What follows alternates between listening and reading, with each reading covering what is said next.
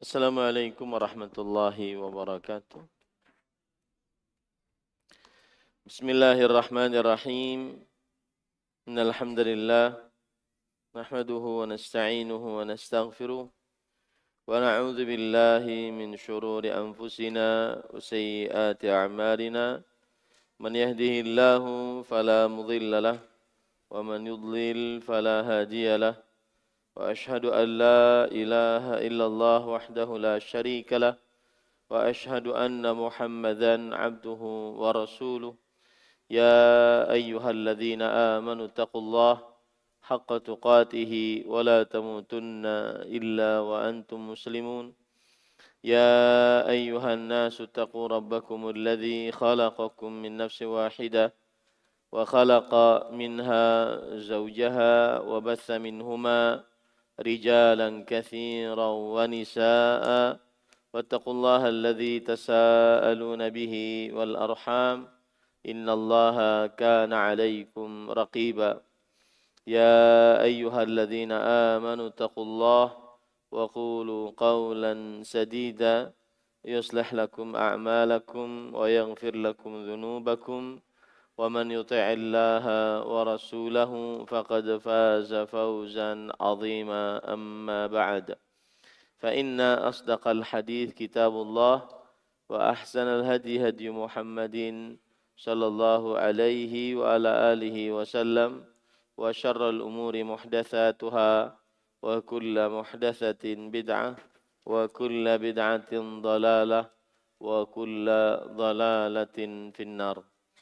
Alhamdulillah, kita bersyukur pada Allah Subhanahu wa taala pada hari ini, hari Senin malam Selasa, malam yang ke-28 dari Rabiul Akhir 1447 Hijriah, bertepatan dengan 20 Oktober 2025. Kita dimudahkan oleh Allah Subhanahu wa taala untuk kembali duduk bersama di Masjid Uthman bin Affan, Barito Kuala, Kalimantan Selatan, dalam sebuah kajian rutin membaca kitab Tauhid alladzi huwa haqqullahi 'alal 'abid yang ditulis oleh Al-Imam Syekhul Islam Muhammad bin Abdul Wahhab rahimahullah, dengan membaca syarahnya Al-Jadid fi syarhi kitab At-Tauhid.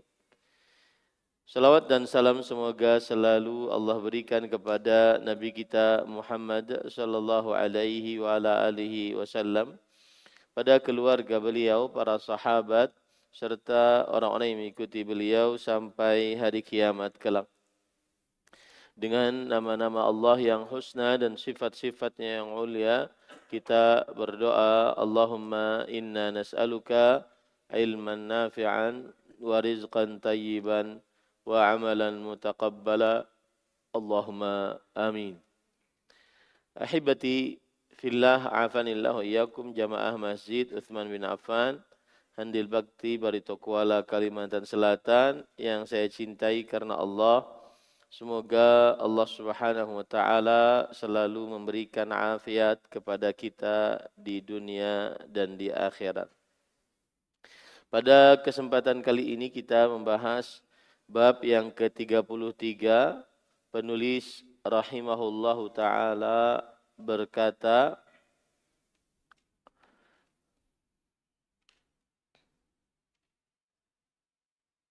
pada bab yang ke-33,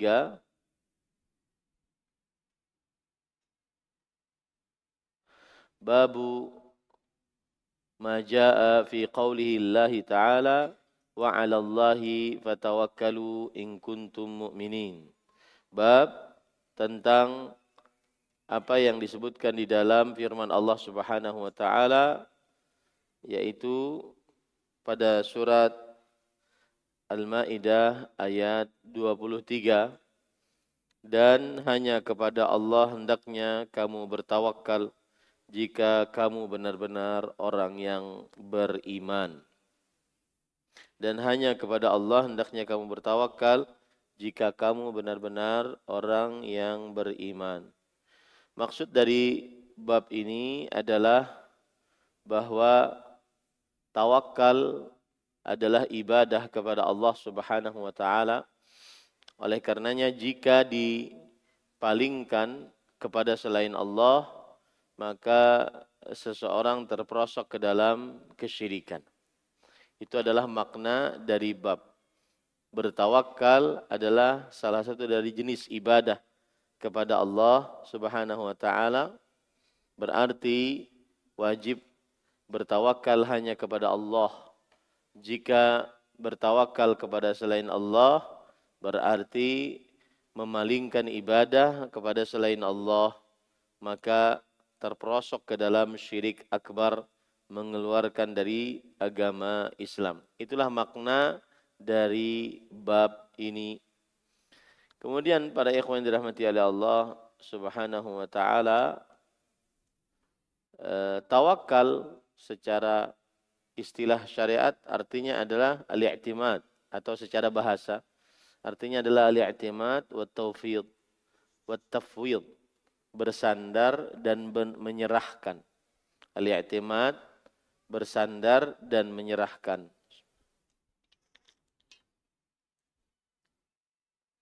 Sedangkan tawakal arti secara istilah syariat adalah i'timadul qalbi, sidqu i'timadil qalbi ala Allah fi jalbil manfa'ah wa daf'il madarrah ma'a fi'lil asbab al-mubahah.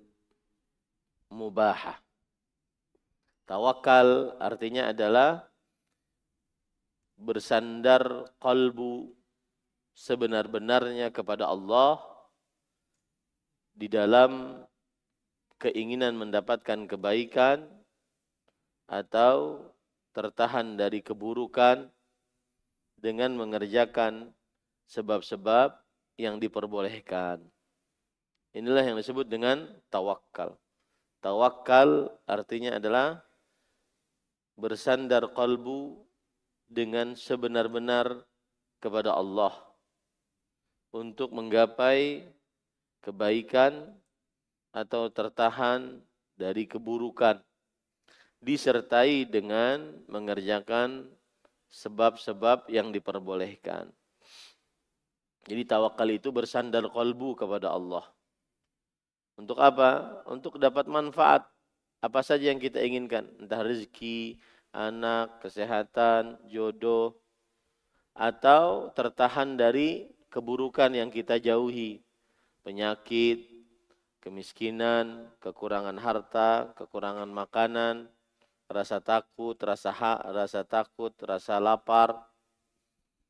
Maka seseorang bersandar qalbu dengan sebenar-benar kepada Allah agar dijauhkan dari hal-hal tersebut, disertai dengan mengerjakan sebab. Sebab maksudnya adalah sesuatu yang bisa menjadi penghantar terjadinya sesuatu yang diinginkan, disertai dengan pengerjaan sebab. Seperti orang bertawakal kepada Allah dalam urusan rezeki. Ini berarti kalbunya benar-benar bersandar kepada Allah untuk mendapatkan kebaikan, yaitu rezeki, uang, harta. Disertai dengan mengerjakan sebab yang diperbolehkan, yaitu disertai dengan bekerja, disertai dengan jualan, disertai dengan dagang, disertai dengan jadi pegawai, karyawan, buruh dan semisal, petani dan semisalnya. Itulah yang disebut dengan tawakal. Tawakal adalah bersandarnya qalbu kepada Allah Subhanahu wa taala dengan sebenar-benarnya untuk menggapai apa yang diinginkan dan dijauhkan apa yang tidak diinginkan dengan mengerjakan sebab-sebab yang disyariatkan. Itulah tawakal. Dari pengertian tadi, maka tawakal adalah amalan qalbu. Tawakal adalah amal ibadah yang berkaitan dengan qalbu, dengan hati. Nah, kemudian pada ikhwan yang dirahmati oleh Allah, sekali lagi saya katakan bahwa maksud penulis menyebutkan bab ini Beliau ingin menjelaskan kepada kita bahwa tawakal adalah sebuah ibadah yang wajib. Karena ibadah yang wajib maka wajib dimurnikan hanya untuk Allah Subhanahu wa taala. Tidak boleh seseorang bertawakal kepada selain Allah. Karena tawakal adalah ibadah yang wajib. Karena tawakal adalah ibadah yang wajib. Maka ibadah hanya diberikan kepada Allah Subhanahu wa taala. Allah berfirman, "Wa ma khalaqtul jinna wal insa illa liya'budun." Tidaklah kuciptakan jin dan manusia melainkan supaya mereka beribadah kepadaku. Naam. Kemudian para ikhwan yang dirahmati oleh Allah Subhanahu wa taala, lalu penulis membawakan dalil di sini, yaitu surat Al-Maidah ayat 23. Wa 'alallah fatawakkalu in kuntum mu'minin. Atau sebelumnya saya ingin menambahkan pengetahuan lagi.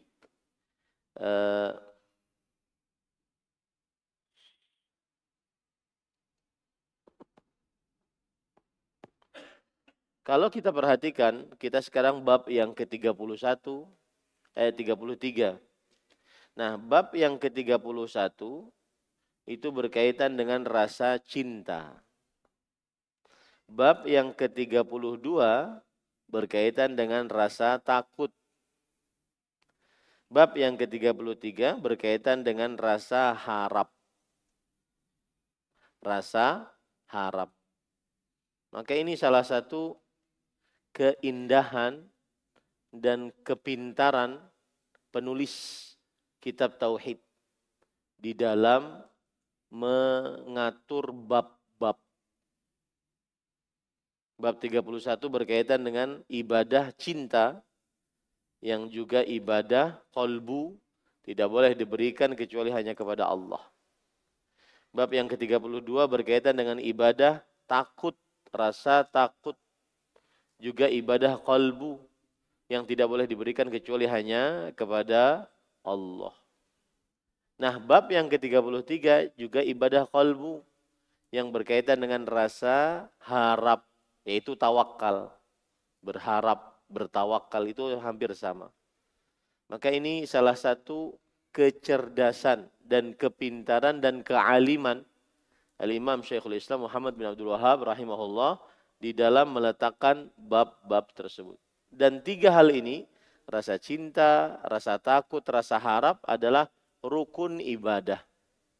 Seorang yang beribadah kepada Allah harus ada tiga sifat ini dalam dirinya.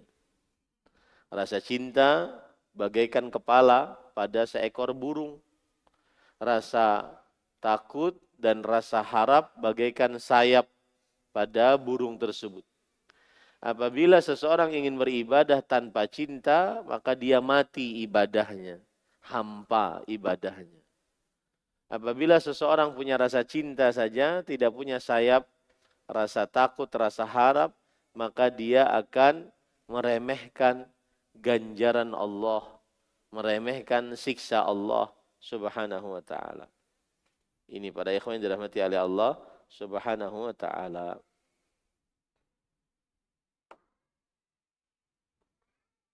Taib. Para ikhwan yang dirahmati oleh Allah Subhanahu wa taala, sekarang kita bahas dalil yang dibawakan oleh penulis. Allah berfirman, wa 'alallah fatawakkalu. Para ulama mengatakan taqdimul ma'mul yufidul hasr. Taqdimul ma'mul yufidul hasr. Mengedepankan objek memberikan faidah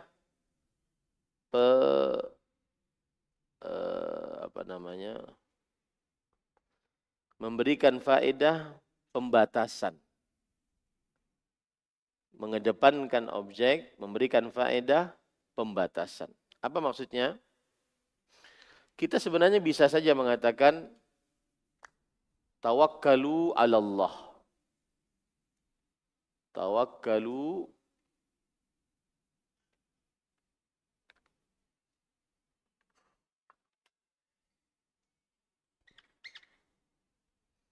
Bisa saja kita mengatakan tawakkalu 'ala Allah.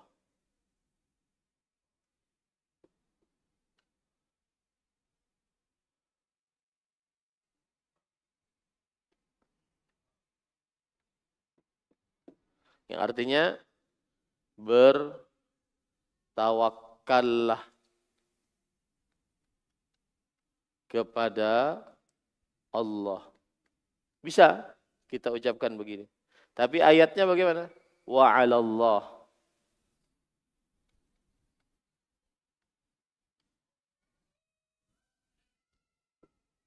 Wa 'alallah fatawakkalu.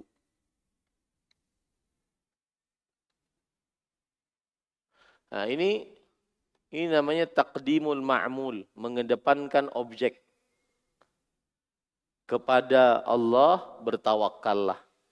Jadi terjemahannya nanti kepada Allah bertawakkallah.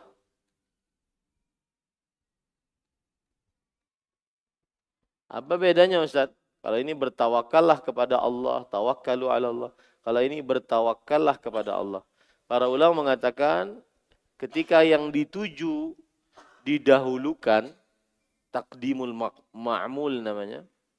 Ketika yang dituju didahulukan, mengedepankan yang dituju, maka ini menunjukkan kepada al-hasr. Menunjukkan kepada al-hasr. Al-hasr pembatasan. Pembatasan di sinilah yang disebut dengan tauhid. Makanya diterjemahkan kepada Allah bertawakkallah. Lebih tepatnya ditambahkan hanya kepada Allah bertawakkallah kalian. Hanya kepada Allah bertawakkallah. Ini tauhid. Tidak bertawakal kepada selain Allah. Atau yang disebut dengan al-hasr, pembatasan. Hanya dibatasi. Hanya kepada Allah bertawakal. Jadi ini salah satu rahasia di dalam ayat ini. Wa 'alallah fatawakkalu in kuntum mu'minin. Bisa saja Allah berfirman wa tawakkalu 'ala Allah, bertawakallah kepada Allah. Bisa dan benar, tidak salah. Tetapi ketika didahulukan wa 'alallah fatawakkalu. Sama kalau kita baca ayat iyyaka na'budu wa iyyaka nasta'in. Sebenarnya bisa saja na'buduka wa nasta'inu bika. Na'buduka wa nasta'inu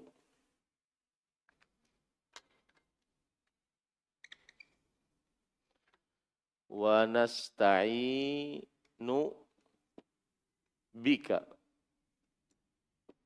Yang artinya kami beribadah kepadamu dan meminta tolong kepadamu. Tetapi Allah Subhanahu wa taala tidak berfirman demikian. Allah ingin membatasi iyyaka na'budu wa iyyaka nasta'in. Yang kalau kita terjemahkan hanya pembatasan dia. Karena didahulukan. Al-ma'mul didahulukan. Yang dituju didahulukan. Hanya kepadamu kami beribadah. Dan hanya kepadamu kami minta tolong. Nah ini semua, ini adalah taqdim al-ma'mul, mengedepankan yang dituju, menunjukkan kepada al hasr, pembatasan. Pembatasan inilah yang disebut dengan tauhid. Artinya kami beribadah kepadamu dan tidak beribadah kepada selain. Nah, ini sama dengan wa 'alallah fatawakkalu. Hanya kepada Allah bertawakkallah kalian. Hanya ini menunjukkan kepada pembatasan. Tidak boleh seorang bertawakal kecuali hanya kepada Allah. Para santri lihat nggak? Lihat nggak kalian? Baik. Kalau enggak di situ nanti. Sebelah sini nanti. Nah. Paham ya? Itu adalah apa yang disebutkan di dalam ayat. Kemudian para ikhwah masih berkaitan dengan tawakal. Tawakal itu adalah para ulama mengatakan ajma'u anwa'il ibadah. Macam ibadah yang paling komplit. Mencakup berbagai macam ibadah. Itu tawakal. Dan a'la maqamu at-tauhid. Tauhid kedudukan yang paling tinggi adalah tawakal. Tauhid kedudukan yang paling tinggi adalah tawakal. Kenapa? Karena dari tawakal menghasilkan amal saleh. Dari tawakal menghasilkan amal saleh. Orang kalau bersandar kepada Allah Subhanahu wa taala di dalam seluruh urusan dunianya dan di akhiratnya, agamanya, dunia dan agama, dan tidak bersandar kecuali hanya kepada Allah Subhanahu wa taala, maka pada saat itu dia akan benar-benar bertauhid kepada Allah Subhanahu wa taala. Baik. Kemudian ayat ini, salah satu pelajaran dari ayat ini juga adalah in kuntum mu'minin. Jika kamu benar-benar orang yang beriman. Para ulama mengatakan di dalam ayat ini Allah menjadikan tawakal sebagai syarat iman. Syarat itu sesuatu yang harus ada pada sesuatu. Kalau tidak ada syarat, tidak sah sesuatu tersebut. Kalau orang sholat, syarat sahnya sholat adalah berwudu. Kalau sholat tanpa berwudu tidak sah sholatnya. Nah, begitu juga orang beriman. Salah satu syarat sahnya beriman adalah bertawakal. Jika tidak bertawakal, maka tidak sah imannya. Karena salah satu syarat dari tawakal, dari iman adalah bertawakal kepada Allah. Jadi ketika Allah berfirman, in kuntum mu'minin, jika kalian beriman, jika kalian, jika itu kan syarat. Artinya gini, jika kalian benar-benar beriman, maka bertawakallah hanya kepada Allah Subhanahu wa taala. Dan ini seperti ayat yang lain. Allah berfirman, in kuntum amantum billah fa'alaihi tawakkalu in kuntum mu'minin. Yang artinya, jika kalian beriman kepada Allah Subhanahu wa taala, maka hanya kepadanyalah kalian bertawakal. Jika kalian benar-benar beriman, muslimin, berislam. Surat Yunus ayat 83. Yang artinya, in kuntum amantum billah, jika kalian beriman kepada Allah, jika syarat iman, fa'alaihi tawakkalu, maka hanya kepada Allah kalian bersandar. Hanya kepada Allah kalian bertawakal. In kuntum muslimin, jika kalian benar-benar orang yang berislam, berserah diri kepada Allah Subhanahu wa taala. Berarti jika ada seorang mengaku beriman tapi dia qalbunya bersandar kepada selain Allah, maka ini imannya iman dusta dan dinafikan imannya yang bersandar qalbunya kepada selain Allah Subhanahu wa taala. Ada perkataan Syekhul Islam menarik, saya bacakan. Wa ma raja ahadun makhluqan aw tawakkala alaihi illa khaba dhannuhu fihi fa innahu syirik. tidaklah seseorang berharap bersandar kepada seorang makhluk kecuali sangkaannya akan rusak terhadap makhluk tersebut. Baru nyangka aja sudah rusak, apalagi sebenarnya. Ya, ini pada ikhwan yang dirahmati oleh Allah. Kemudian para ulama mengatakan tawakal itu ada dua macam. Tawakal yang tidak disanggupi, saya ulangi, tawakal yang di dalam perkara-perkara yang tidak disanggupi kecuali oleh Allah Subhanahu wa taala.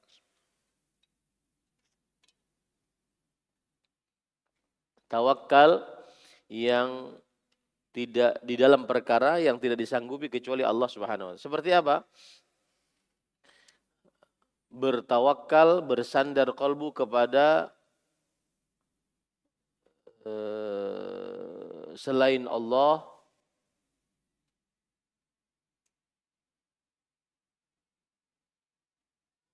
Saya ulangi ya.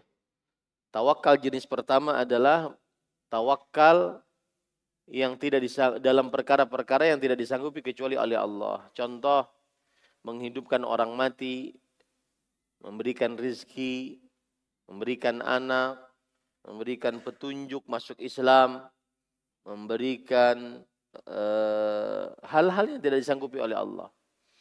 Maka tawakal seperti ini tidak boleh kecuali hanya untuk Allah Subhanahu wa taala.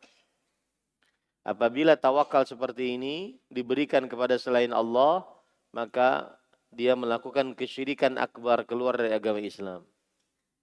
Ini tawakal jenis pertama. Tawakal jenis kedua adalah bertawakal kepada di dalam perkara yang disanggupi oleh selain Allah. Seperti misalkan kita bertawakal, bersandar kepada manusia di dalam perihal yang disanggupi oleh manusia.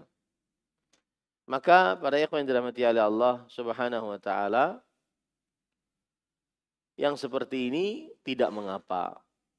Contoh misalkan ada orang di luar negeri, kemudian dia bersandar kepada yang ada di dalam negeri agar menjadi wakil dia di dalam akad jual beli, pernikahan, atau yang semisalnya, sewa menyewa, atau yang semisalnya. Maka ini boleh.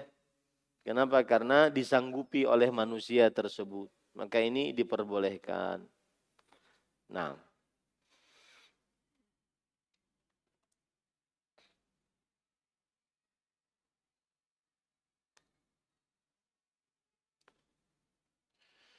taib. Kalau ada orang bertawakal kepada yang masih hidup di dalam mencari rezeki, mencari ketenangan, mencari anak, mencari harta, apa hukumnya? Sebagaimana sudah kita di dalam perkara-perkara yang tidak disanggupi kecuali oleh Allah, maka jika tawakalnya kepada makhluk, ini adalah syirik akbar. Baik makhluk itu hidup atau mati. Ya, baik makhluk itu hidup atau mati. Contoh seperti apa tadi? Menghidupkan, mematikan, memberikan rezeki, kemudian apalagi memberikan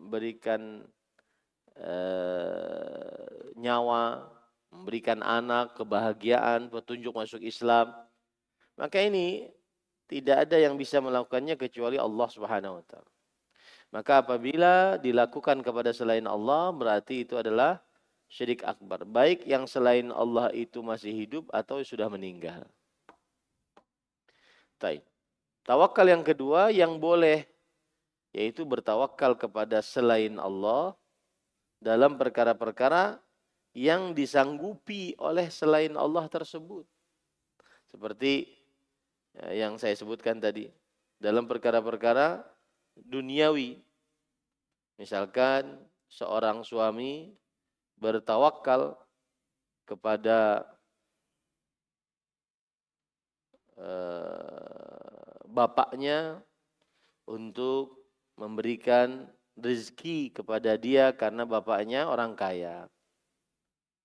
Atau seorang istri bertawakal kepada suaminya untuk memberikan nafkah kepadanya dan suaminya sanggup untuk memberikan nafkah, maka yang seperti ini adalah diperbolehkan. Yang seperti ini adalah diperbolehkan. Saya gambar biar lebih jelas.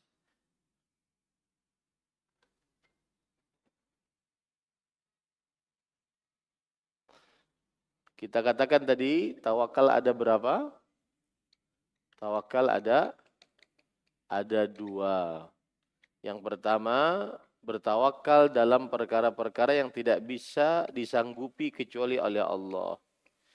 Maka jika diberikan tawakal jenis seperti ini kepada selain Allah, baik itu manusia, jin, malaikat, masih hidup atau sudah mati, maka ini adalah kesyirikan.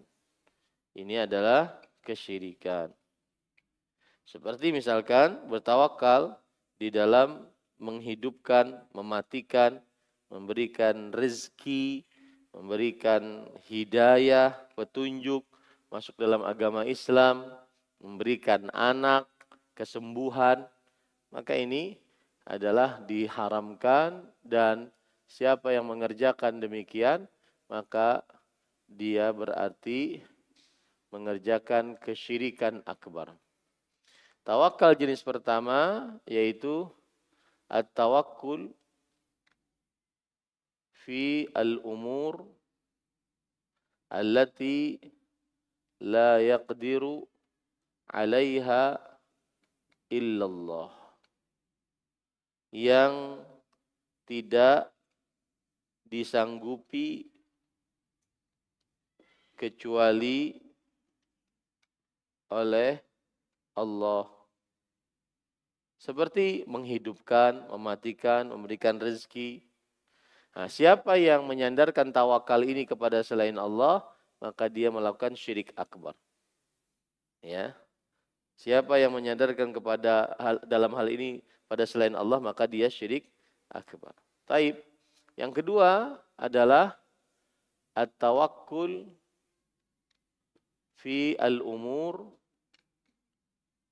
allati yaqdiru 'alaiha ghairullah. Yang disanggupi oleh selain Allah.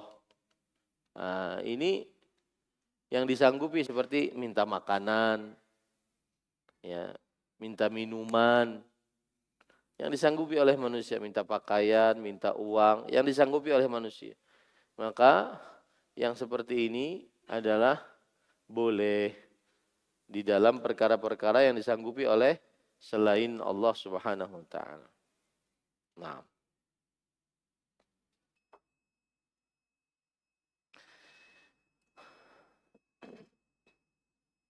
Silakan azan dulu.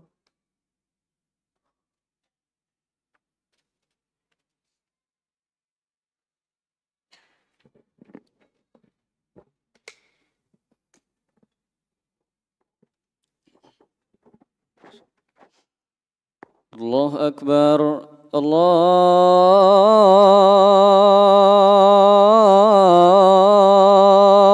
أكبر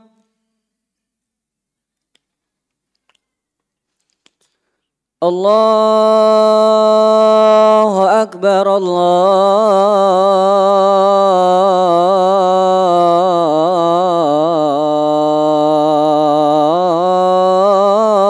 الله أكبر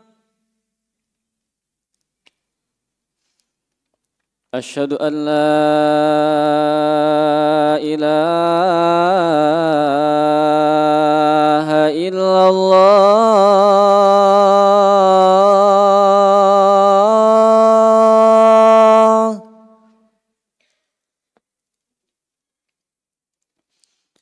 أشهد أن لا إله إلا الله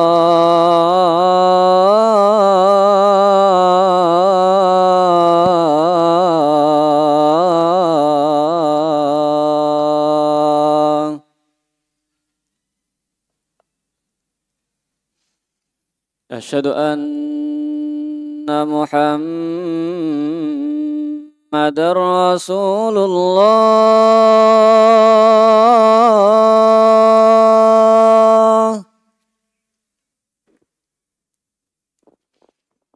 أشهد أن محمد رسول الله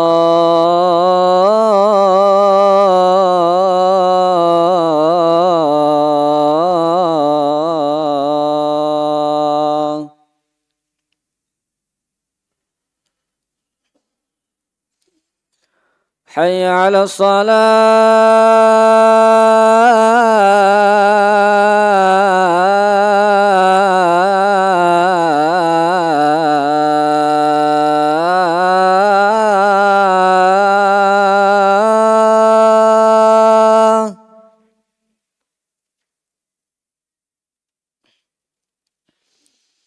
حي على الصلاة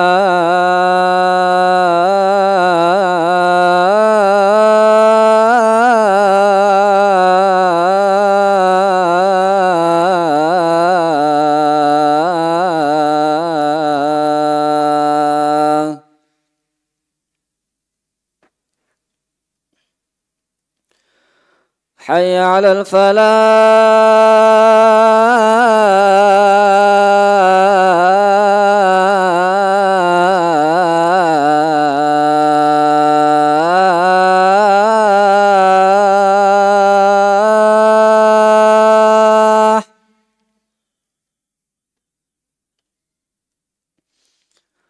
حي على الفلاح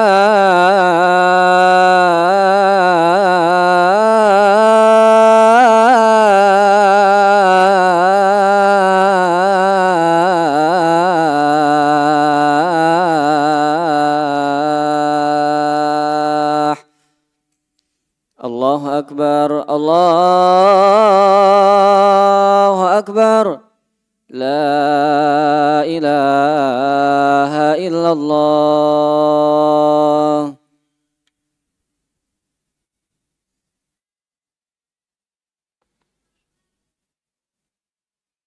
Taib. Berarti tawakal ada dua. Tawakal dalam perkara-perkara yang tidak disanggupi kecuali oleh Allah. Maka ini tidak diberikan kecuali hanya kepada Allah. Siapa yang memberikan kepada selain Allah, maka syirik akbar. Keluar dari agama Islam. Kemudian yang kedua, tawakal dalam perkara-perkara yang disanggupi oleh selain Allah. Seperti memberikan bantuan yang disanggupi oleh manusia. Nah, maka yang seperti ini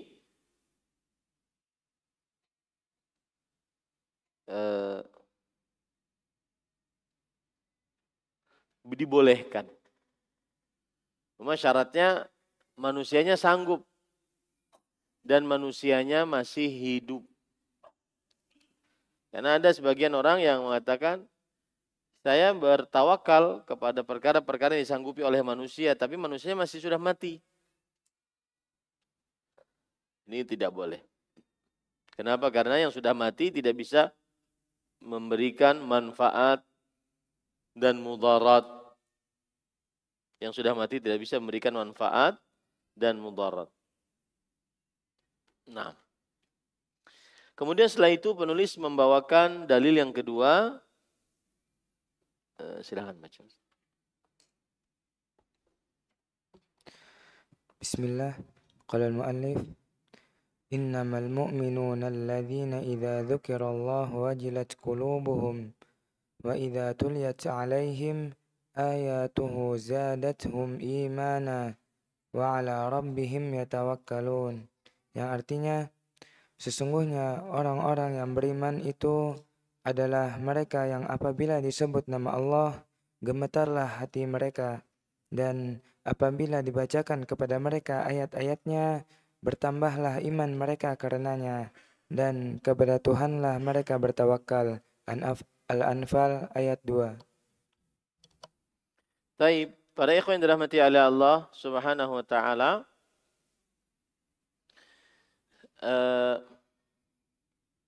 sekarang penulis membawakan dalil yang kedua. Sesungguhnya orang-orang yang beriman itu adalah mereka yang apabila disebut nama Allah wajilat qulubuhum.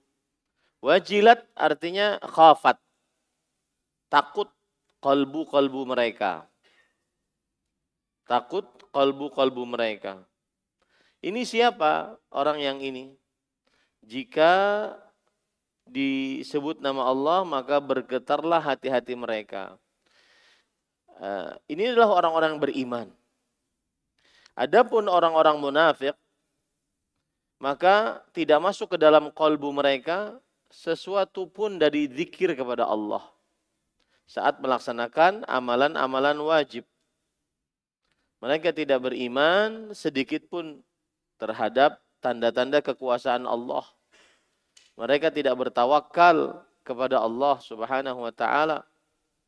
Mereka tidak mendirikan sholat kalau seandainya tidak dilihat orang. Mereka tidak membayar zakat. Maka Allah Subhanahu wa taala mengabarkan mereka bukan orang-orang yang beriman. Tetapi orang-orang yang beriman yang disebutkan oleh Allah dalam ayat ini. Sesungguhnya orang-orang yang beriman itu adalah mereka yang apabila disebut nama Allah bergetar hati mereka. Takut maksudnya. Dan apabila dibacakan kepada mereka ayat-ayat Allah bertambahlah iman mereka. Bertambahlah iman mereka karenanya. Dan kepada Rabbmu lah mereka bertawakal. Inilah orang-orang yang beriman. Inilah orang-orang yang beriman. Para ikhwan yang dirahmati oleh Allah Subhanahu wa taala, ayat ini memberikan pelajaran kepada kita bahwa membaca Al-Qur'an menambah iman. Ayat ini memberikan pelajaran kepada kita bahwa membaca Al-Qur'an menambah iman. Dan ayat ini juga memberikan pelajaran kepada kita bahwa berzikir menyebut nama Allah melembutkan kalbu. Jadi seseorang yang sedang kalbunya resah, gelisah, kemudian tidak ada tujuan hidup, dalam pekerjaan juga malas-malesan, maka orang-orang seperti ini banyak-banyak berzikir. Pertama zikir 4 kalimat yang sangat dicintai oleh Allah Subhanallah, walhamdulillah, wala ilaha illallah, wallahu akbar. Karena disebutkan dalam ayat ini, idza dzukirallahu wajilat qulubuhum. Jika disebutkan nama Allah, maka bergetar kalbu mereka. Faedahnya adalah untuk melembutkan kalbu, hidup tidak menentu, hidup banyak insecure-nya, aduh teman udah sampai sini, saya kok di sini-sini aja, saya kok cuma scroll aja, rebahan, gitu. Ya, tidak ada seperti tidak ada gairah gitu. Seperti tidak ada motivasi hidupnya. Maka yang seperti ini perbanyak zikir. Perbanyak untuk berzikir. Baik dengan baca Quran ataupun zikir-zikir yang lainnya. Nah, yang menjadi inti pendalilan dari ayat ini adalah wa 'ala rabbihim yatawakkalun. Nah, ini sama juga taqdimul ma'mul.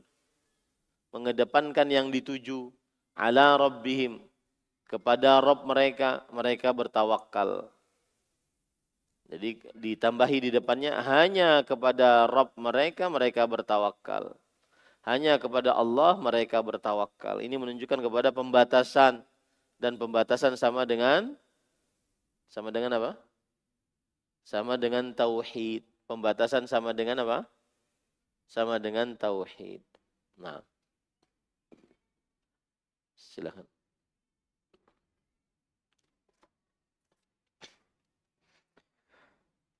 Ya ayyuhan nabiyyu hasbukallahu wa manittaba'aka minal mu'minin. Yang artinya, hai Nabi, cukuplah Allah menjadi pelindung bagimu dan bagi orang-orang mukmin yang mengikutimu. Al-Anfal ayat 64. Ini adalah ayat yang ketiga yang dibawakan oleh penulis yang mendalili bahwa bersandar kepada Allah, bertawakal kepada Allah adalah ibadah. Maka tidak boleh bertawakal kepada selain Allah. Dan maksud dari ayat ini, wahai Nabi, Nabi yang dimaksud adalah Nabi Muhammad sallallahu alaihi wasallam. Hasbukallah. Hasbukallah, cukuplah Allah menjadi pelindung bagimu. Maksudnya adalah cukuplah Allah satu-satunya yang menjadi pelindung bagimu dan pengikutmu. Menjadi pelindung bagimu dan pengikutmu. Maka engkau tidak memerlukan seorang pun bersamaan dengan engkau memerlukan Allah. Enggak, cukup Allah. Ada orang, dia memerlukan Allah, tapi dia juga memerlukan makhluk. Enggak, ini cukup Allah Subhanahu wa ta'ala. Dia tidak memerlukan selain Allah Subhanahu wa ta'ala. Dan ini persis juga dengan ayat, fa inna hasbakallah huwallazi ayyadaka binasrihi wabil mu'minin. Sesungguhnya pencukupmu adalah Allah Subhanahu wa ta'ala. Dialah Allah yang memberikan kemenangan kepadamu dan kepada orang-orang beriman. Surat Al-Anfal ayat 62. Nah, ini ayat sama dengan surat Al-Anfal ayat 62. Ayat 64 sama dengan surat ayat 64 sama dengan surat Al-Anfal ayat 62. Nah, para ikhwan yang dirahmati oleh Allah Subhanahu wa taala, ini menunjukkan bahwa tawakal adalah ibadah, dan ibadah la yakunu illa lillahi wahdah. Tidak boleh dilaksanakan kecuali hanya untuk Allah Subhanahu wa taala. Ya. Nah, mungkin timbul pertanyaan, kenapa sih kita harus bertawakal kepada Allah? Tidak boleh bertawakal kepada makhluk-makhluk Allah, siapapun dan apapun dia. Karena hanya Allah Al-Khaliq, Al-Malik, Al-Mudabbir. Hanya Allah yang Maha Pencipta, Maha Pengatur, Maha Berkuasa. Gitu ya. Sedangkan makhluk-makhluk Allah tidak mencipta, tidak mengatur, tidak berkuasa. Bahkan dia dicipta, bahkan dia tidak sanggup untuk mencipta, walau makhluk yang paling kecil tidak sanggup. Hanya Allah Subhanahu wa taala mencipta segala sesuatu. Nah,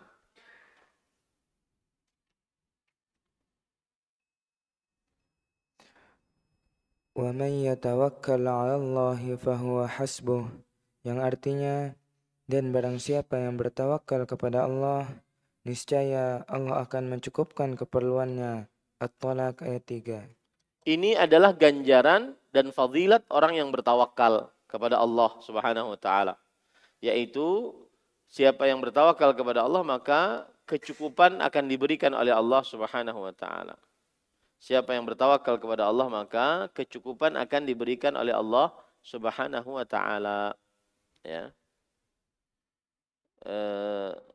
Dan para ikhwan yang dirahmati oleh Allah, para ulama mengatakan likulli amal jaza wa jaza'u tawakkul al-kifayah minallah.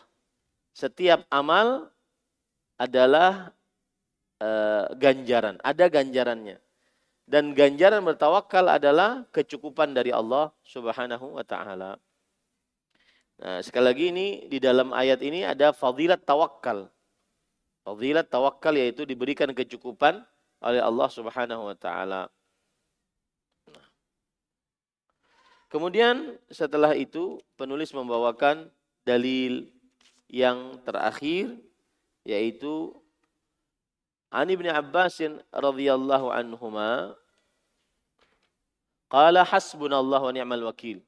Qala Ibrahim alaihi salam hina ulqiya fin nar wa qalaha Muhammadun sallallahu alaihi wasallam hina qala lahu an-nas innan nasa qad jama'u lakum fakhshawhum fazadahum imanan wa qalu hasbunallahu wa ni'mal wakil. Rawahul Bukhari wan Nasa'i. Naam. Al-Bukhari dan An-Nasa'i meriwayatkan dari Ibnu Abbas radhiyallahu anhuma, dia berkata, hasbunallahu wa ni'mal wakil, yang artinya cukuplah Allah bagi kami dan Allah adalah sebaik-baik pelindung. Kalimat ini diucapkan Ibrahim alaihi salam ketika dicampakkan ke dalam api, Dan diucapkan Nabi Muhammad SAW ketika mereka berkata kepadanya, sesungguhnya orang-orang Quraisy telah mengumpulkan pasukan untuk menyerang kamu. Karena itu takutlah kepada mereka, tetapi perkataan itu malah menambah keimanan mereka. Nah, ini adalah dalil yang selanjutnya, yang kelima yang dibawakan oleh penulis. Al-Bukhari, maksudnya Imam Al-Bukhari, Muhammad bin Ismail bin Ibrahim bin Barrizzah Al-Bukhari maulahum. Imam Al-Bukhari yang mempunyai atau yang menulis kitab Sahih Bukhari. Al-Jami' Al-Musnad. Nama asli dari kitab Sahih Bukhari itu Al-Jami' Al-Musnad kalau tidak salah.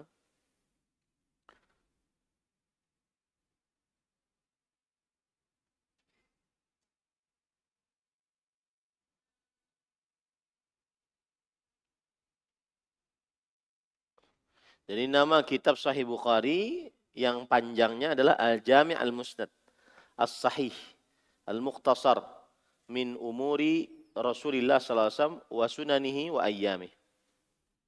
Al-Jami' Al-Musnad. Al-Jami' itu artinya kitab hadis yang mengumpulkan seluruh perkara agama. Seperti hadis-hadis yang berkaitan dengan akidah, hadis-hadis yang berkaitan dengan fikih, hukum-hukum halal haram, hadis-hadis yang berkaitan dengan tafsir, hadis-hadis yang berkaitan dengan sejarah. Nah, itu namanya jami'. Al-Musnad artinya bersanad sampai kepada Rasulullah. Dan sanadnya sahih, as-sahih. Al-Mukhtasar, ini padahal hanya ringkasan. Kitab sebanyak itu hanya ringkasan, ya. Kitab sebanyak itu hanya ringkasan. Padahal jumlah hadisnya pada ikhwan yang dirahmati oleh Allah Subhanahu wa taala sekitar 7.275 hadis. Itu disebut sebagai ringkasan. Dan itu ditulis semua dengan hafalan sampai sanad-sanadnya. Dari Imam Bukhari dapatkan riwayat dari gurunya, gurunya mendapatkan riwayat dari gurunya, dari tabi'i, dari sahabat sampai kepada Rasulullah SAW. Satu hadis begitu, dua hadis yang kedua, hadis yang ketiga sampai 7.200 berapa tadi? 7.275. 7.275. Itu Sahih Bukhari, ya. Dari perkara-perkara Rasulullah SAW, sunnah-sunnahnya dan kesehariannya. Jadi nama Sahih Bukhari itu adalah Al-Jami' Al-Musnad Al-Mukhtasar min umuri Rasulillah sallallahu alaihi wasallam wa sunanihi wa ayyamih. Dan juga An-Nasa'i. Ya, Sunan An-Nasa'i. Kenapa disebut sunan? Nah, ini bedanya dengan jami' tadi. Kalau sunan, kitab hadis yang hanya membicarakan tentang halal dan haram, masalah-masalah fikih. Nah, ini bedanya kitab jami' dengan kitab sunan. Sunan An-Nasa'i namanya adalah sunan. Sunan Abi Daud, Sunan Nasai, Sunan Ibnu Majah, ya, Sunan Tirmidzi. Nah, Tirmidzi ada yang mengatakan Jami'ut Tirmidzi. Kenapa? Karena di dalam Sunan Tirmidzi ada kitab tafsir, ada kitab sejarah. Makanya dia kadang disebut sebagai Jami'. Kadang disebut sebagai Jami', Jami'ut Tirmidzi. Baik, itu sedikit tentang ilmu hadis. Al-Bukhari dan An-Nasa'i meriwayatkan dari Ibnu Abbas. Ibnu Abbas namanya adalah Abdullah bin Abbas. Dikenal dengan panggilan Ibnu Abbas. Artinya anak Abbas. Anak Abbas. Abbas adalah paman Nabi Muhammad SAW. Abbas bin Abdul Muttalib. Bapak Nabi namanya Abdullah bin Abdul Muttalib. Berarti antara Abdullah dan Abbas bersaudara. Ya, bersaudara. Berarti Abdullah bin Abbas sepupu Nabi Muhammad sallallahu alaihi wasallam.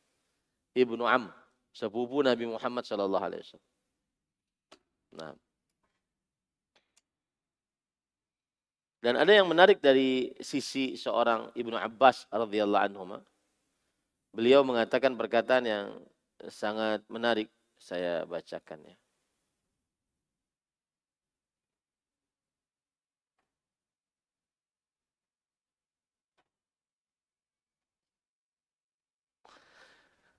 Abdullah bin Abbas radhiyallahu anhuma, beliau berkata, sabar ya, saya ingin ngasih faedah tentang hadis yang menarik. Kata beliau, perkataan yang menarik adalah, ya sahibadz dzamb, wahai pelaku dosa, la ta'mananna su'a aqibatih. Jangan engkau merasa aman dari akibat buruk dosamu. Jadi gini, orang melakukan dosa itu bukan hanya sekedar berdosa, tapi ada akibat buruk dari dosa. Yang disebut oleh para ulama syu'mul ma'asiyah, kesialan akibat maksiat. Maka hati-hati. Jangan berdosa. Jangan bermudah-mudah bermaksiat. Karena bermaksiat bukan hanya sekedar berdosa, tapi ada akibat buruk dari maksiat. Akibat buruk. Seperti akibat buruknya keluar rumah, kemudian serempet orang. Keluar rumah, kemudian berkelahi tengah jalan. Kadang-kadang berkelahi. Itu akibat dosa itu. Di dalam rumah, bini ngalih diatur. Anak susah dipadahi. Itu akibat dosa itu. Jangan dikira itu hal-hal yang biasa saja. Ya sahibadz dzambi la ta'mananna su'a aqibatih. Wahai pelaku dosa, jangan sekali-kali merasa aman dengan akibat buruk dari dosamu. Kemudian beliau mengatakan perkataan yang agung juga. Walamma yattabi'udz dzambu a'zamu minadz dzambi idza amiltah. Yang artinya berdosa setelah melakukan dosa itu lebih besar daripada dosa sebelumnya. Dosa dibarengi dengan dosa yang lain, maka dosa yang lain ini lebih besar daripada dosa sebelumnya. Dan itu salah satu syu'mul ma'siyah juga. Itu salah satu adalah buruknya maksiat juga. Yaitu al-ma'siyah tad'u ila akhawatiha. Maksiat ngajak saudari-saudarinya. Maksiat ngajak saudari-saudarinya. Contoh, orang menonton yang haram di HP. Maka dia akan ngajak yang lain-lain.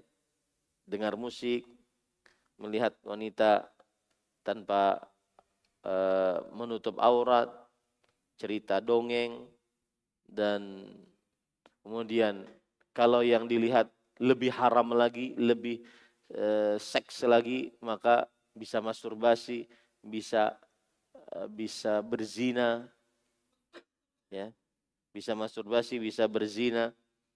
Maka al-ma'siyah tad'u ila akhawatiha. Maksiat ngajak kepada saudari-saudarinya. Contoh yang lain lagi, tidak jujur, dusta, maka menghasilkan penipuan, pengoplosan, pemalsuan. Nah, dusta dan pengoplosan, pemalsuan itu beda lagi dosanya. Nah itu. Kemudian beliau mengatakan, hati-hati. Fa inna qillata haya'ik mimman 'ala al-yamini wa 'ala al-shimal wa anta 'ala adh-dhanb wa dhahkaka wa anta la tadri ma Allahu sani'un bika a'zamu min adh-dhanb. Subhanallah. Perkataan sahabat itu indah. Sedikitnya rasa malu saat engkau bermaksiat terhadap malaikat yang ada di kanan kirimu, dan senangnya engkau saat bermaksiat padahal engkau tidak tahu apa yang Allah akan perbuat atas maksiatmu terhadapmu. Siksa Allah bagaimana engkau tidak tahu, tetapi engkau bisa saja tersenyum. Maka sedikitnya rasa malu saat bermaksiat, tersenyummu saat bermaksiat, itu lebih besar daripada maksiat yang sedang kau kerjakan. Paham ya? Lebih besar daripada maksiat yang sedang kau kerjakan. Wa farahuka bidzambi idza amiltahu a'zamu minadz dzamb. Kemudian beliau mengatakan lagi, dan engkau senang saat engkau bermaksiat, itu lebih besar daripada maksiatmu itu sendiri. Senang saat berzina, senang saat minum khamr, senang saat pinjol, senang saat judol. senang saat pinjol untuk judol. Senang melakukan ini, melakukan itu, senang. Maka kesenangan itu lebih besar dosanya dibandingkan dosa itu sendiri. Kemudian beliau mengatakan, wa husnuka 'ala adh-dhanbi idza fataka a'zamu min adh-dhanbi idza dhabirta bih. Kesedihanmu saat engkau tidak bisa melakukan maksiat. Maka padahal engkau kalau bisa melakukannya engkau akan senang. Maka itu lebih besar daripada maksiat yang engkau kerjakan. Contoh, wah kada jadi minum tadi malam. Kenapa? Habis yang berjualan. Sedih dia tidak bisa minum. Sedih dia tidak bisa bermaksiat. Yang kalau dia bisa bermaksiat dia senang. Maka kesedihannya tidak bisa bermaksiat itu lebih besar daripada maksiat yang dia kerjakan. Lanjutnya. Wa khaufuka minar rih. Ini perhatikan. Khaufuka minar rih. Idza harrakat sitra babik wa anta 'ala adh-dhanb wa la yattaribu fuaduka min nadharillahi ilaik a'zamu min adh-dhanbi idza 'amiltah. Dan rasa takutmu kepada angin yang menggerakkan pintu rumahmu atau horden pintumu. Sedangkan engkau sedang bermaksiat. Rasa takutmu hanya kepada angin yang menggerakkan pintu rumahmu dalam keadaan engkau sedang bermaksiat. Dan tidak membuat hatimu takut ketika Allah melihatmu saat engkau bermaksiat tersebut. Maka perasaan itu lebih besar dosanya dibandingkan dosa yang kau kerjakan. Perasaan itu lebih besar dosanya dibandingkan dosa yang kau kerjakan. Subhanallah. Ini semua marju'un ila ma yaqumu bil qalb, kata Imam Ibnu Qayyim rahimahullah. Ini semua kembali kepada apa yang tertegak di dalam kalbu. Jadi bedakan maksiat dengan perasaan saat bermaksiat itu beda. Maksiat, maksiat. Tetapi ketika tambah senang saat bermaksiat, lebih besar kesenangan ini dosanya di sisi Allah dibandingkan maksiat itu sendiri. Makanya Imam Ibnu Qayyim mengatakan, qad yaqtarinu bis-saghirah ma'a qillatil haya wa 'adami asy-syu'ur bil 'idham wa 'adamil mubalat wal 'adamil khauf min Allah ma yulhiquha bil kabirah. Kadang orang melakukan dosa kecil seperti melihat yang haram itu dosa kecil. Oh, dosa kecil sih? Alhamdulillah. Ya. Dosa kecil. Tetapi dibarengi dengan kurangnya rasa malu, acuh tak acuh, tidak peduli dengan besarnya dosa, tidak takut siksa Allah. 4 perkara itu. Kurangnya rasa malu, acuh tak acuh, tidak takut siksa Allah, dan tidak peduli dengan dosa tersebut, tidak peduli dengan siksa atas dosa tersebut, maka bisa dituliskan sebagai dosa besar meskipun dia melakukan dosa kecil. Tapi ingat, saya katakan tadi melihat yang haram dosa kecil, tetapi la saghirata ma'al israr. Dosa kecil tidak dianggap kecil kalau dilakukan terus-menerus. Dosa kecil tidak dianggap kecil kalau dilakukan terus menerus. Nah, ini perkataan menarik dari Abdullah bin Abbas radhiyallahu anhu. Dan Abdullah bin Abbas ini role model, seharusnya menjadi role model bagi para pemuda. Beliau, Nabi Muhammad SAW wafat, umur beliau mungkin masih 13 tahun. Beliau tidak ikut perang Badar, beliau tidak ikut perang Uhud karena tidak cukup umur. Tapi beliau role model untuk menuntut ilmu agama.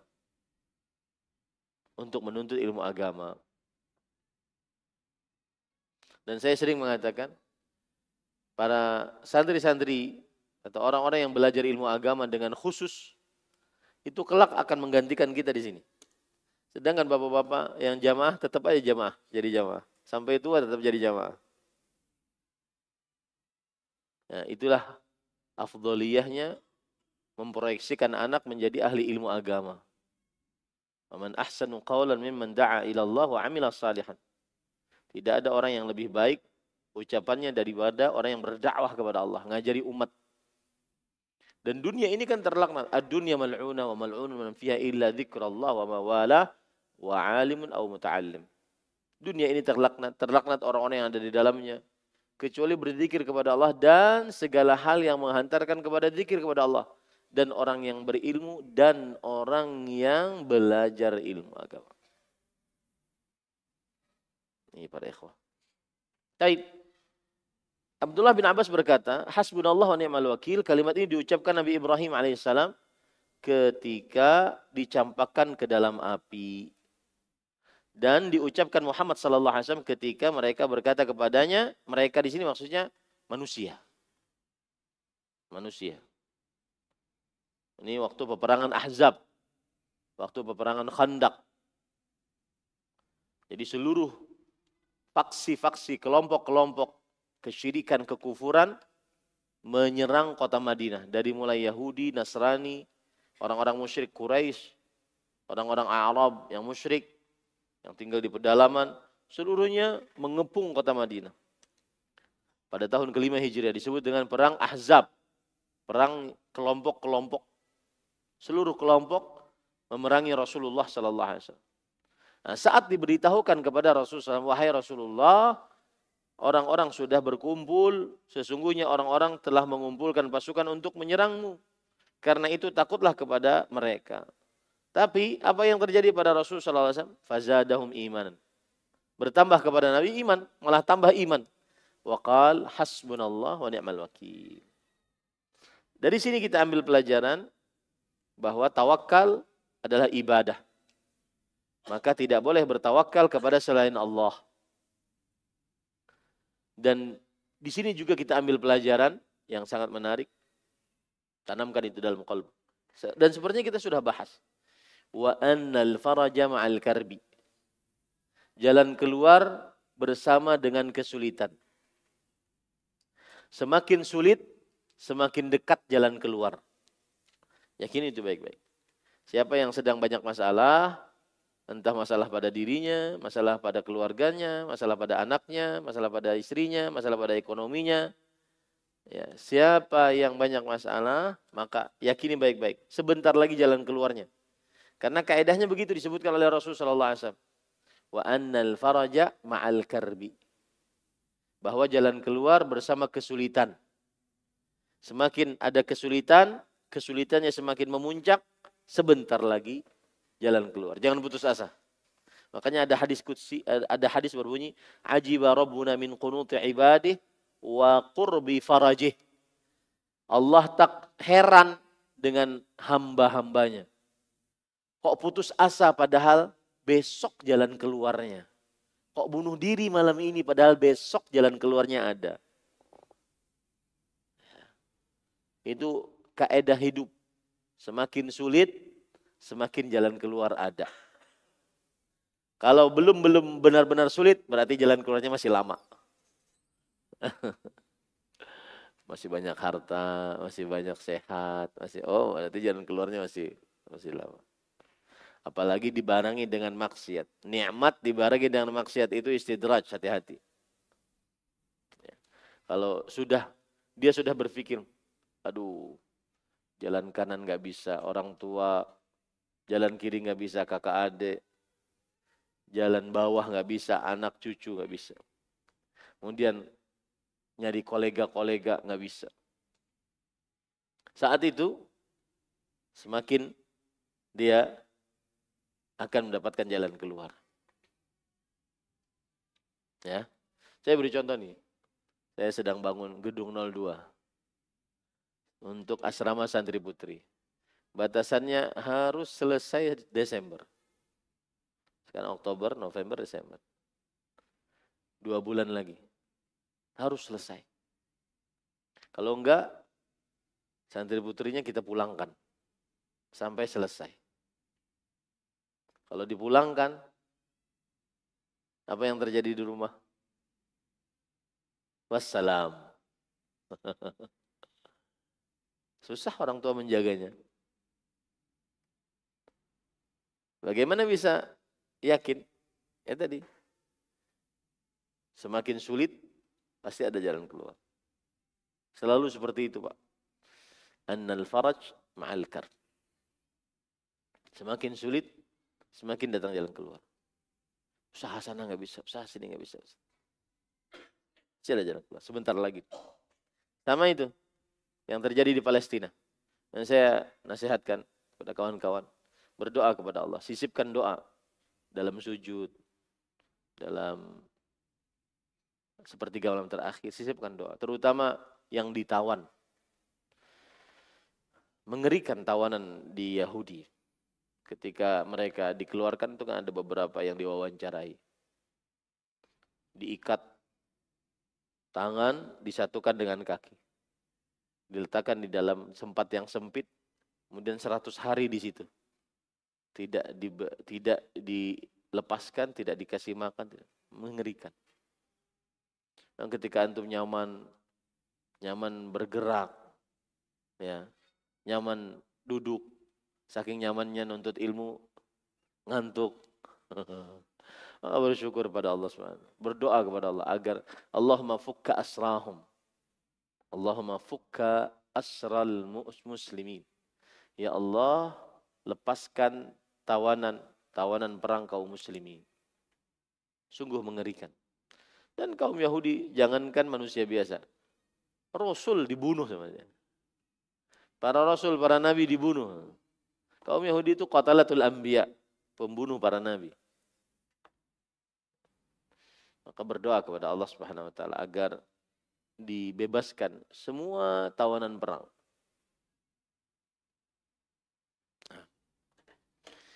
Itu yang bisa saya sampaikan. Alhamdulillah selesai bab yang ke-33. Ada yang ingin ditanyakan? Silakan.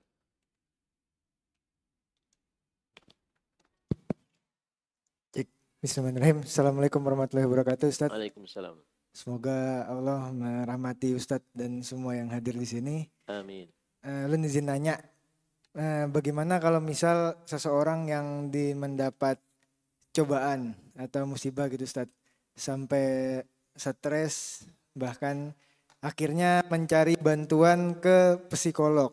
Apakah itu termasuk tidak tawakal Ustadz? Soalnya kan tadi kata jar Ustadz tadi, semakin berat, semakin mendekati jalan keluar. Nah, apakah dengan mencari bantuan dengan psikolog tadi tidak termasuk tawakal atau tidak percaya akan datangnya bantuan atau bagaimana Ustaz? Terima kasih. Syukran jazakallahu khair.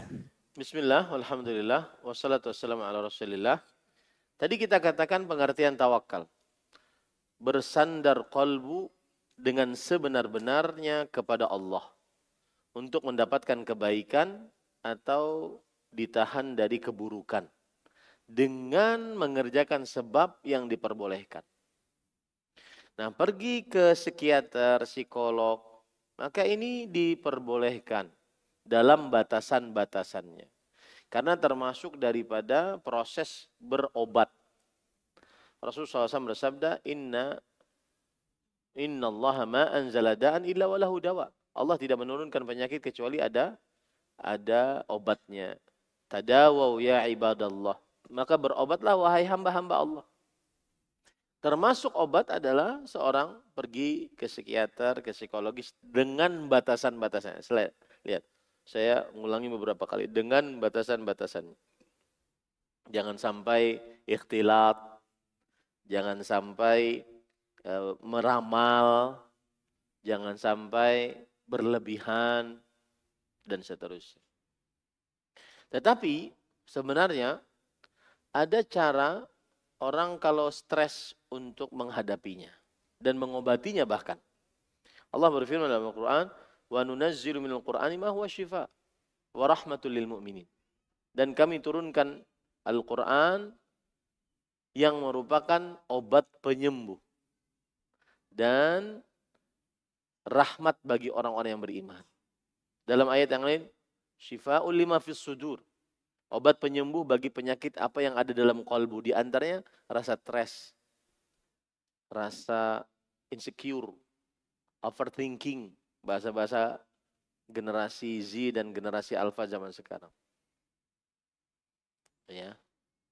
Dan Banyak berzikir kepada Allah Subhanahu wa taala. Ini salah satu, ini bahkan lebih kuat daripada psikiater dan psikolog. Kemudian juga yang ketiga, bersandar kepada takdir. Dengan cara berbaik sangka bahwa Allah Subhanahu wa taala telah menetapkan segala sesuatu 50.000 tahun sebelum penciptaan langit dan bumi.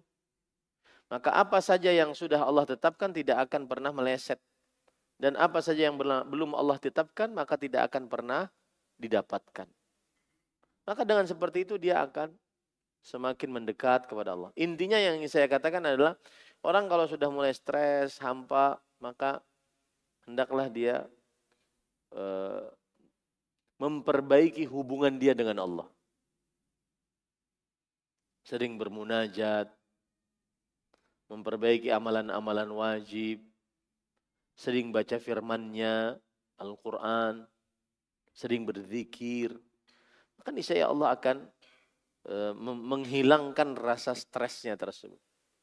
Man aslaha bainahu wa bainallah aslahallahu bainahu wa bainan nafsi. Bainan nas. Barang siapa yang memperbaiki hubungan antara dia dengan Allah, maka Allah akan perbaiki hubungan dia dengan manusia.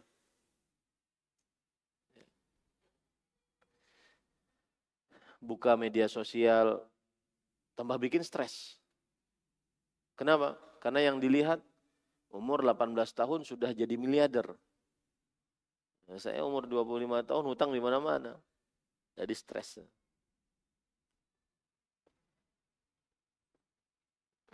Maka obatnya tadi boleh dia pergi ke psikiater. Tetapi ada yang kedua yang lebih afdal, yaitu berobat dengan obat syar'i. Seperti baca Quran, banyak berzikir. Kemudian yang ketiga, sandarkan semua dengan takdir Allah Subhanahu wa taala.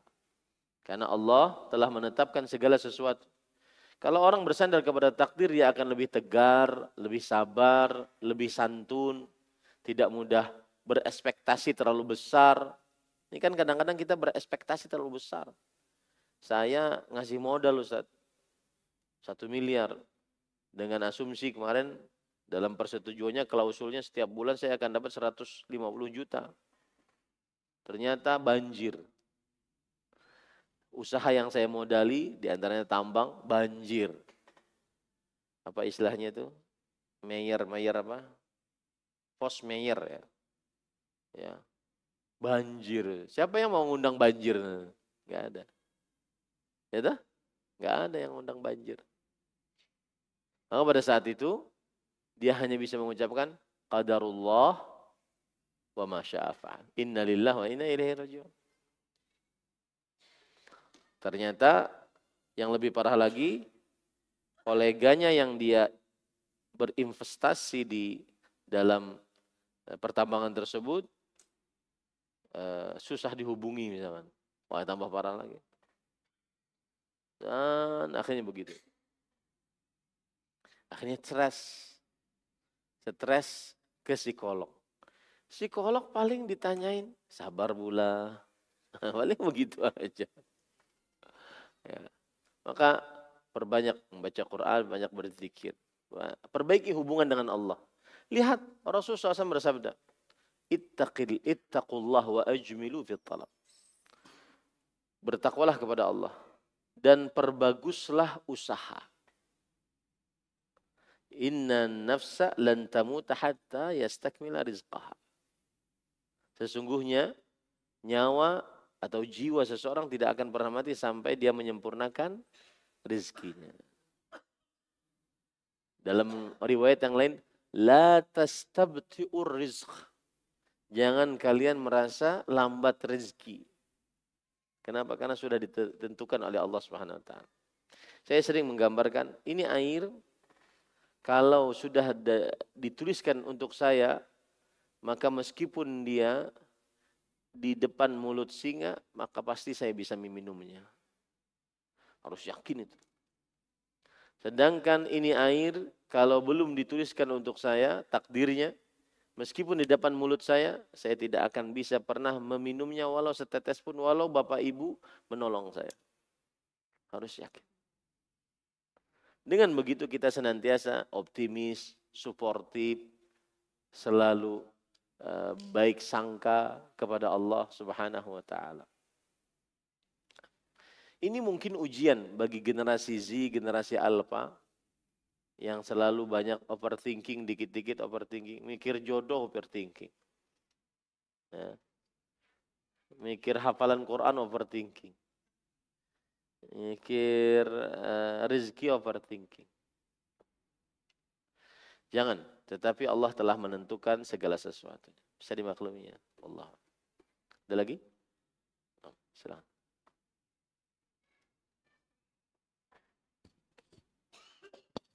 Bismillah, Ustadz bertanya, bagaimana cara menggabungkan perkara ikhtiar dan tawakal dalam hal bekerja?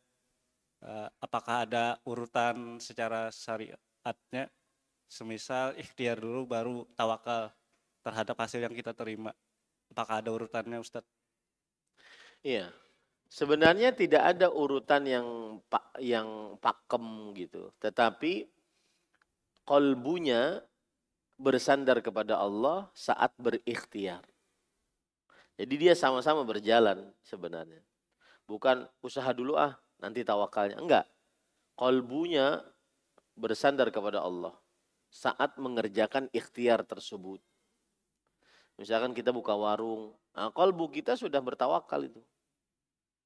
Ya, kepada Allah Subhanahu wa taala. Jadi tidak ada urutan ikhtiar dulu baru tawakal atau tawakal dulu baru ikhtiar, enggak ada. Tetapi saat kita menjadi manusia muslim, qalbu kita bersandar kepada Allah dalam menginginkan hajat apapun. Nah, saat berikhtiar maka qalbu kita bersandar kepada Allah. Jangan bersandar kepada ikhtiar kita. Gitu ya. Wallahu a'lam. Silakan. Assalamualaikum warahmatullahi wabarakatuh. Waalaikumsalam. Ini yang masih pengobatan tadi, Ustaz. Pada saat kita melakukan pengobatan ke dokter misalkan, itu hati kita bersandar ke Allah atau ke dokternya, Ustaz? Sekian. Ya, sama tadi jawabannya. Jadi gini, kita itu saat bertawakal boleh mengerjakan sebab. Contoh ya, saya beri contoh. Saya haus nih. Apa yang harus saya lakukan? Minum. Saya berikhtiar minum. Tapi jangan bersandar kepada minum untuk menghilangkan haus. Tapi bersandarlah kepada yang menyebabkan air bisa menghilangkan. Paham ini? Kita sakit gigi atau sakit demam. Makanya perhatikan nih. Sakit demam, sakit parah di rumah tuh. Aduh, uyuh bana awak. Sampai di muka Mbak Antri hilang. Hilang rasa sakitnya. Belum masuk kamar dokternya hilang. Adalah perasaan seperti itu? Ya, hilang. Bahkan ada yang tidak jadi masuk. Hampir sudah jar. Kita bakso aja gini aja. Kenapa? Karena ada perasaan bersandar kepada dokternya. Maka boleh kerjakan sebab, pergi ke dokter, tapi itu sebatas sebab. Bersandarnya kepada Allah yang menjadikan resep dokter tersebut, obat yang kita konsumsi itu menjadi penyembuh kita. Begitu ya. Makanya para ulama mengatakan, diantaranya Ibnu Qayyim, haqiqatut tawakkul, hakikat tawakal adalah adamur rukuni ilal asbab. Tidak condong kolbu kepada sebab. Condongnya kepada siapa? Allah. Ya, nah, minum panas nih, badan panas, minum Sunmol. Betul? Habis itu apa yang harus ada dalam benak kita, dalam kolbu kita saat itu? Ini sebab, saya mengerjakan sebab yang disyariatkan, yang dibolehkan. Cuma penyebab yang menjadikan sebab, dalam bahasa Arab itu musabbibul asbab. Penyebab yang menjadikan sebab itu manjur siapa? Allah. Nah, begitu ya. Contoh, santri ingin hafal Al-Quran. Kalau dulu, jangan diikuti ini. Kalau dulu saya menghafal Quran yang 8 bulan itu saya sering duduk di kuburan. Jangan diikuti makanya. Jadi ngafalnya di kuburan. 8 bulan 30 juz selesai. Setiap hari setor 2,5 juz. 2,5 lembar hafal. Maka kita baca nih. Baca. Itu usaha, sebab. Jangan bersandar kepada baca. Tetapi bersandarlah kepada siapa? Allah Subhanahu wa ta'ala. Nah, begitu. Jadi saya kasih tahu ilmunya biar cepat baca hafal Quran. Hafalkan 2,5 lembar per hari. Setor 2,5 lembar. Itu syaratnya satu. Tidak boleh megang apapun kecuali mushaf. Saya dulu suka koran bola. Koran bola itu makanan saya baca. Ya. Tapi ketika masuk pesantren tahfidz, saya tinggalkan semua kebiasaan. Saya juga dulu suka baca buku-buku majalah-majalah keagamaan. Tidak bisa kita sebutkan namanya. Saya dulu suka baca, sampai sekarang. Cuma kalau sudah masuk tahfidz, jangan pegang apapun kecuali mushaf. Maka nih saya bisa cepat. Bahkan sampai kepada mengigau. Bahasa Banjar mengigau apa? Mengigau ya. Mengigau tuh deres, bahasa Jawanya deres. Sampai kepada mengigau itu baca Quran. Mengigaunya baca Quran. Mengigaunya baca Quran. Bahkan dulu saking kita perhatiannya terhadap baca Quran, itu makan itu kita anggap siksa. Kalau lagi sedang waktu makan itu tersiksa. Nah, coba bayangkan. Kenapa? Coba, ada yang tahu nggak? Makan perlu waktu. Habis makan kanyang guring. Tersiksa. Program jadi nggak jalan. Nah, apalagi di zaman antum. Nggak tahu anak HP boleh nggak? Nggak boleh. Ya. Alhamdulillah. Apalagi kalau sudah ada main HP, habis. Sampai tuhe kada dapat. Nah, begitu. Nah, tapi itu sebab bersandarnya kepada siapa? Allah Subhanahu wa ta'ala.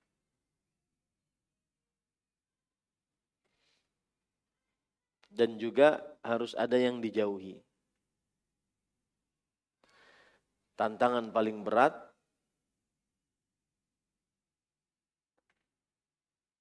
kata Wasidin tahu berarti. Bebinian. Itu tantangan paling berat bagi penghafal Quran. Baik berhubungan dengan perempuan, melihat perempuan, nah itu paling berat untuk menghafal Quran.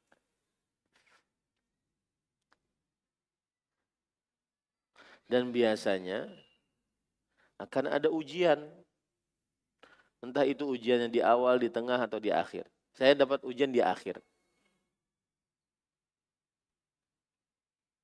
Ujian di akhir pas waktu mau semaan. Ada yang bertawar diri. Bertawar diri itu maukah pian jadi suami ulun. Nah itu sudah kada fokus lagi dah. Maka hati-hati. Setiap yang menghafal Quran pasti ada ujiannya. Jika ingin cepat, maka jangan pegang kecuali mushaf. Kalau kita dulu kalau makannya itu kan pakai nampan sama-sama. Nah itu perlu waktu. perlu waktu. Habis makan kanyang guring. Programnya kada jalan, padahal sudah ditargetkan sekian. Makanya dulu orang-orang di pesantren, saya di pesantren NU ya, kadang sebagian santri itu dia puasa dahar.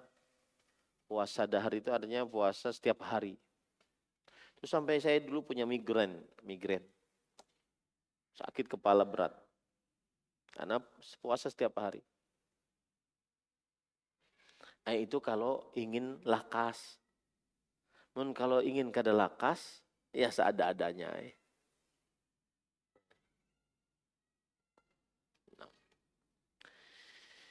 Taib, cukup kiranya kita cukupkan dengan kafaratul majlis. Subhanakallahumma hamdik, asyhadu an la ilaha illa anta astaghfiruka wa atubu ilaik. Wa sallallahu nabiyana Muhammad walhamdulillahirabbil alamin. Subhanakallahumma hamdik, asyhadu an la ilaha